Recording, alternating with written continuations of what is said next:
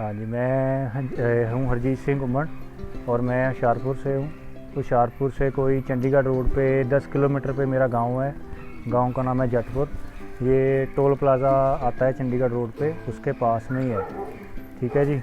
और मैं bull terrier की ब्रीडिंग करता हूँ। मुझे तकरीबन हो गए 15 साल हो गए बुल टेरियर को रखते हुए। और ब्रीड भी है मेरे पास, लेकिन मेन मेरी ब्रीड यही है। मैंने तकरीबन 2008 के करीब मैं लेके आया हूँ पहली बुल टेरियर। उस टाइम पे हंटिंग पर्पस के लिए लेके आया था और उसको धीरे धीरे मैंने रखा, तो उसके अंदर जो एक्टिवनेस होती है वो मुझे बहुत अच्छी लगी। तो उसकी वजह से मैंने फिर उसको बढ़ाना चाहा। धीरे धीरे मैंने उसकी ब्रीडिंग शुरू कर दी।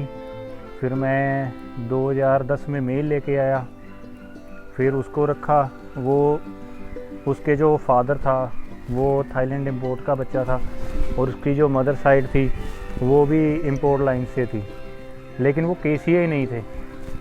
तो पहले तो मुझे पता भी नहीं था कि केसीआई का क्या फंडा होता है, कि क्या केसीआई वाले डॉग जो होते हैं उनको क्या करना होता है, चिप से क्या मतलब होता है, पेपर का क्या मतलब होता है। ठीक है, तो वैसे ही डॉग रखते थे हम।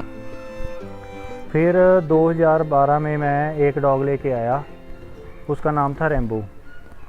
वो था थाईलैंड इंपोर्ट पिगी का बच्चा था और वो काफ़ी विनिंग भी उसने कर रखी थी पहले से ही।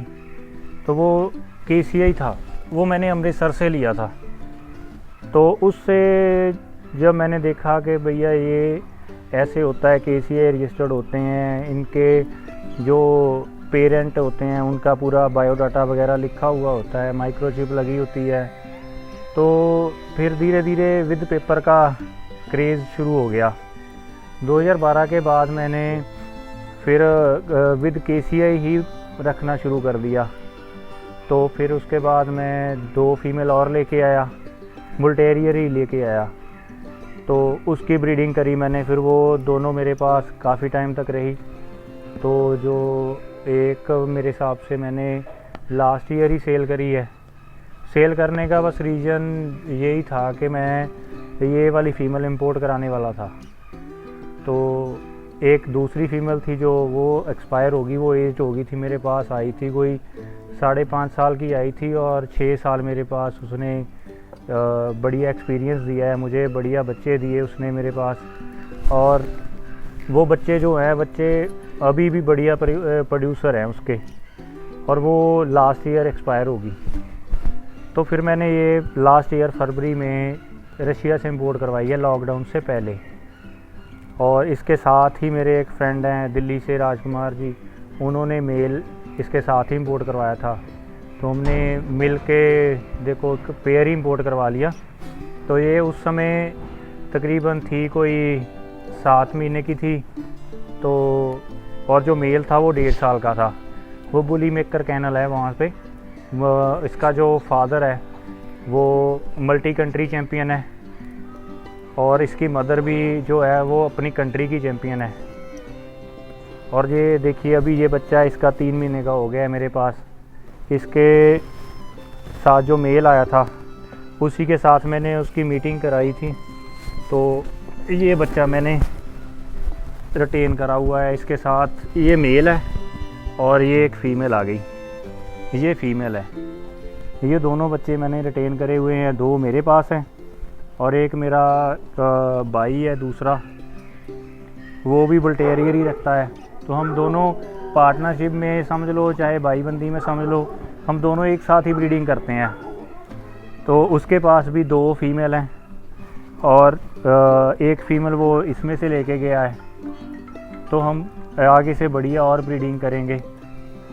और ये शो का जो मुझे क्रेज़ लगा है वो तकरीबन 4 साल से है।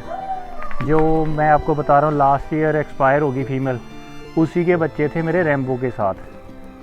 तो वो बच्चा मैंने पहली बार शो करा, तो उस टाइम पे हमें पता ही नहीं था कि शो करना कैसे है। मैंने वहाँ पे डॉग लेके गया, वहाँ पे पहले मैंने हैंडलर को बोला भैया कि हमें तो चलाना भी नहीं आता डॉग। तो उन्होंने हैंडलिंग करी और उसके बाद अगले साल मैंने फिर जो लास्ट ईयर सेल करी है फीमेल, उसका बच्चा तैयार करा, वो चैम्पियन करा, तो वो भी मैंने सेल किया। अभी कोई 5-6 महीने हुए हैं, वो सेल कर दिया था। वो भी रीज़न यही था कि बस इसका बजट बैठना चाहिए था, तो बजट के चक्कर में मैंने वो भी सेल किया है। वो भी मल्टी चैम्पियन था, तकरीबन उसको 10 सीसियाँ लग चुकी थी। और जो बेसिक एक ना लोगों के मन में जो इनके प्रति डर होता है कि भाई बुल टेरियर है, ये काट लेगा, बच्चों के बीच नहीं रखना चाहिए, ये डॉग्स के साथ अच्छे नहीं रहते, ये जो होता है बहुत लोगों के अंदर डर होता है। लेकिन ये बिल्कुल फ्रेंडली डॉग होते हैं ह्यूमन के लिए, ठीक है। तो मेरे बच्चे भी इनके साथ खेलते हैं, कोई ऐसा इशू नहीं है।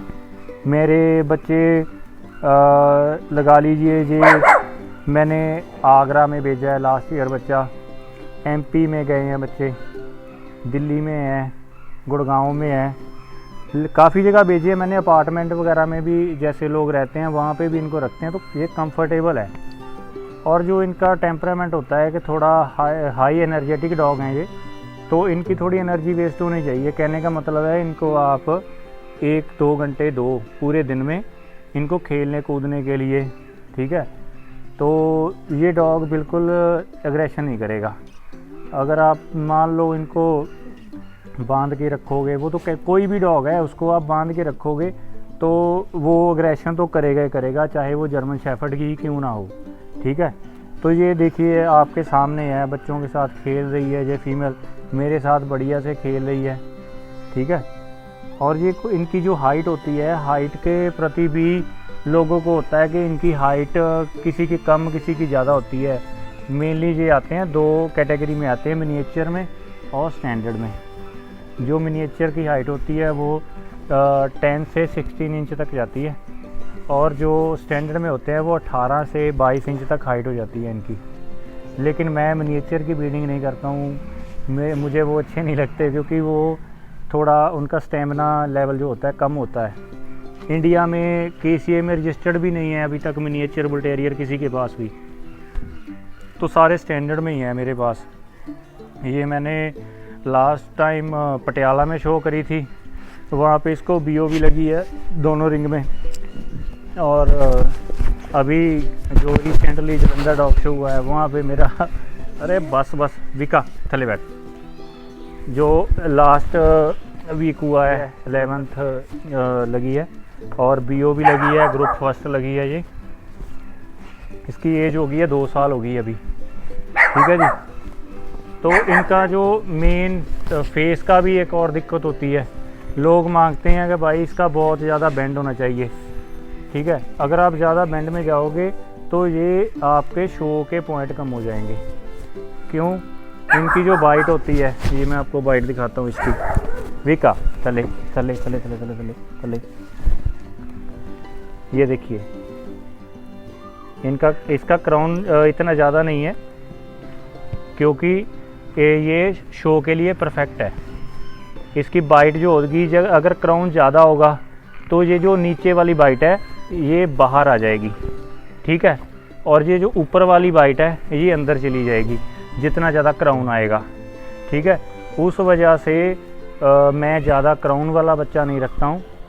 बच्चों की भी दिखाता हूँ बाइट, अमृत नहीं है कमेंट। हाँ जी, ये देखिए बच्चे की भी देखिए बाइट, ये बिल्कुल प्रॉपर है, सीजर में है बाइट। ये देखिए इसके दांत, ठीक है। और जो मैंने आपको बोला है कि मैंने सेल कर दिए, सेल करने का पर्पस ये नहीं है कि मैं ब्रीडिंग करता हूँ और बच्चे सेल ही करता हूँ। मुझे बस यही है कि मैं ब्रीड को आगे बढ़िया ब्रीडिंग करना चाहता हूँ, इसको ब्रीड को प्रमोट करना चाहता हूँ ना।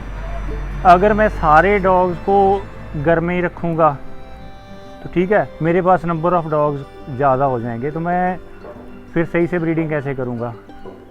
तो मैं वीडियो बनाने का ये मतलब नहीं है कि मैं बच्चे सेल करने के लिए ये वीडियो बना रहा हूँ। ये मेरी फ़ीमेल का 5 का लिटर हुआ था, और इसमें से 4 बच्चे हमने रिटेन कर रखे हैं। 4 का मतलब ये है कि 2 मेरे पास हैं, 2 मेरे भाई के पास हैं, जो मैंने आपको पहले बताया है। 2 उसके पास हैं बच्चे। तो ये देखिए कि अभी इसको मैं बच्चे को तकरीबन पूरे इंडिया में शो करने जाऊंगा।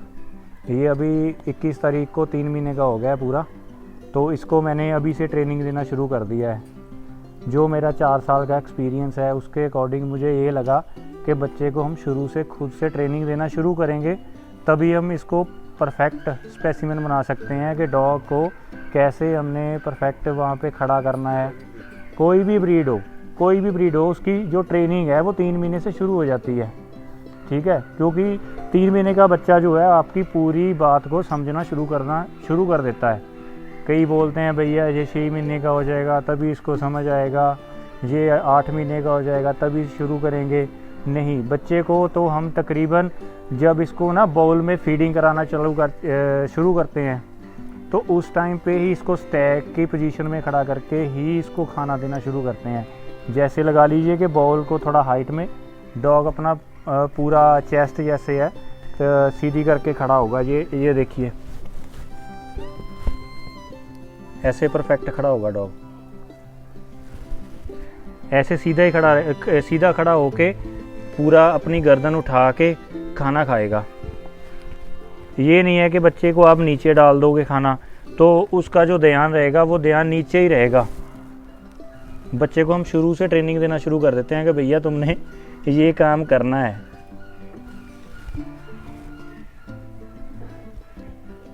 ये पोजीशन होती है। अभी इसके कान जो हैं कान खड़े होंगे। अभी ये छोटा बच्चा है, जो स्टैंडर्ड में होते हैं बच्चे उनके कान थोड़ा लेट खड़े होते हैं।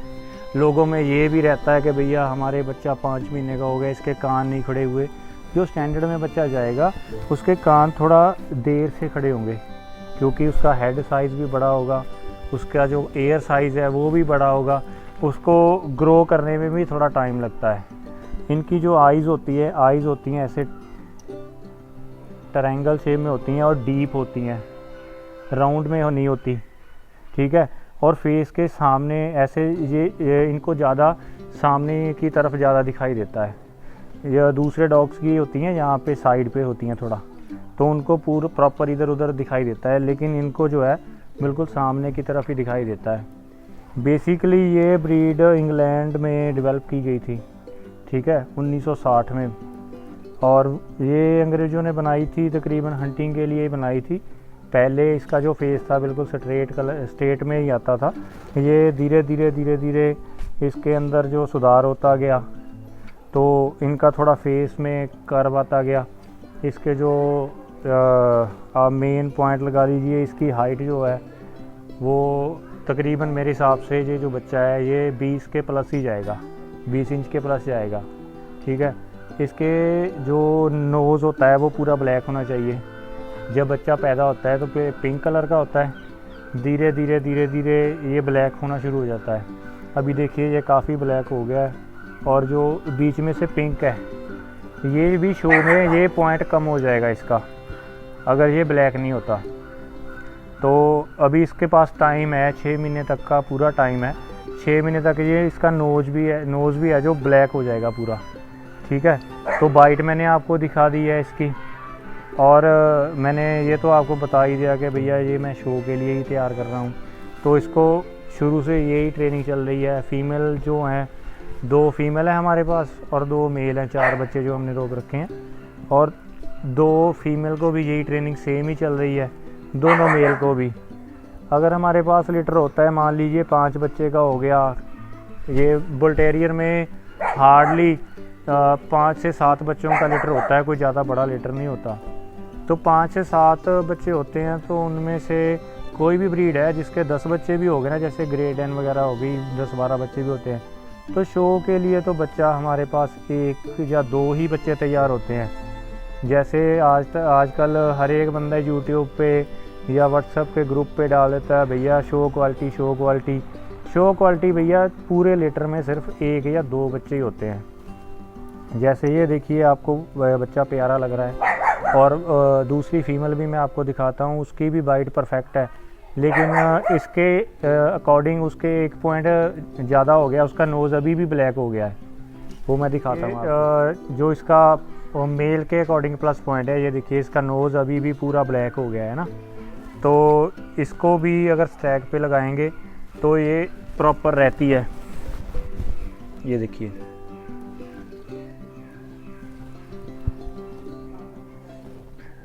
ये देखिए शुरू से मेहनत करानी पड़ती है तभी कोई डॉग को हम शो कर पाते हैं। हर एक बंदा बोल देता है कि भैया हमारे पास चैम्पियन है, चैम्पियन है। चैम्पियन बनाने के लिए भैया शुरू से मेहनत करनी पड़ती है, ठीक है। तो इसके एक और पॉइंट होते हैं कि इनकी जो मार्किंग है वो जैसे डॉगों की होती है उसी प्रकार इसकी होती है।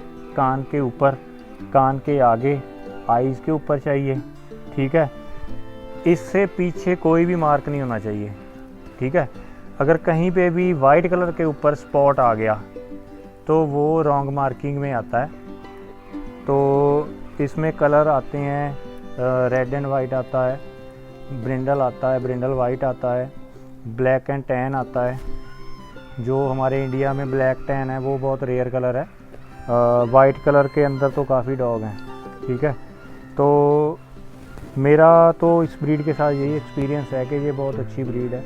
तो मैंने इनको आगे शो के पर्पस के लिए ही रखे हुए हैं। मैंने कोई सेल परचेज़ का काम नहीं है।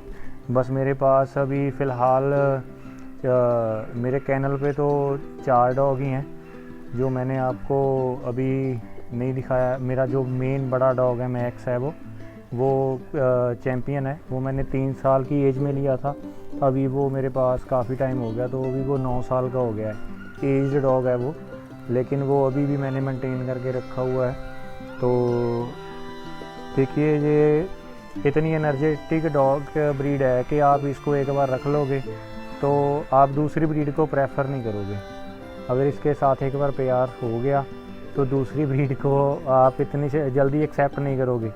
मेरे पास और भी हैं, पग है, जर्मन शेफर्ड है, लैब है, लेकिन वो भी इतना लगाव नहीं है उनके अंदर जितना लगाव मुझे इस ब्रीड के साथ है। Thank you.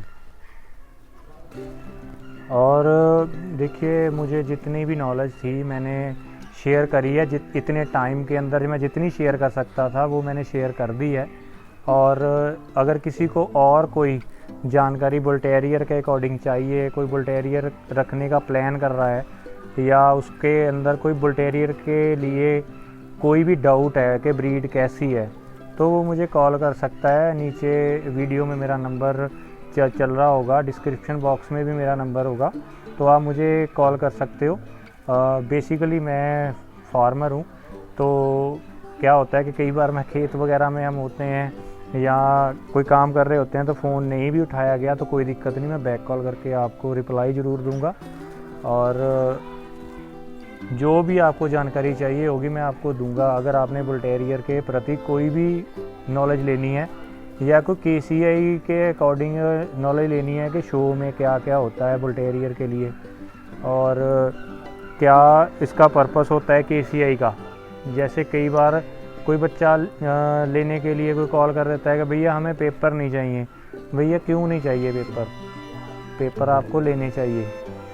अगर आपके पास पेपर होंगे तो आपके पास प्रूफ होगा कि भैया हमने इस मेल फीमेल के बच्चे लिए हुए हैं, तो उसके अंदर चिप लगी होगी डॉग की, जो पेपर का माइक्रोचिप नंबर होता है ना, वो डॉग के अंदर इंजेक्ट किया होता है। अगर आपके पास कोई गलत पेपर भी कोई आपको लगा के दे देता है तो KCI के सेक्रेटरी के पास स्कैनर होता है, वो आप स्कैन करा के देख सकते हो कि भैया इसको जो पेपर लगे हैं उसका नंबर और इसके डॉग के अंदर जो माइक्रोचिप लगी है उसका नंबर सेम है या नहीं, ठीक है। तो माइक्रोचिप लेना चाहिए ही मेरे हिसाब से तो आपको, और विद पेपर ही डॉग लीजिए जहाँ से भी लोगे। और थैंक यू, जितना भी मुझसे हो सकता था मैंने आपको नॉलेज दी है। थोड़ा टाइम था, थोड़े टाइम के अंदर जितनी नॉलेज दे सकता था मैंने आपको बताया। और भी कोई जानकारी चाहिए तो आप मुझे कॉल कर सकते हो any time. Thank you sir.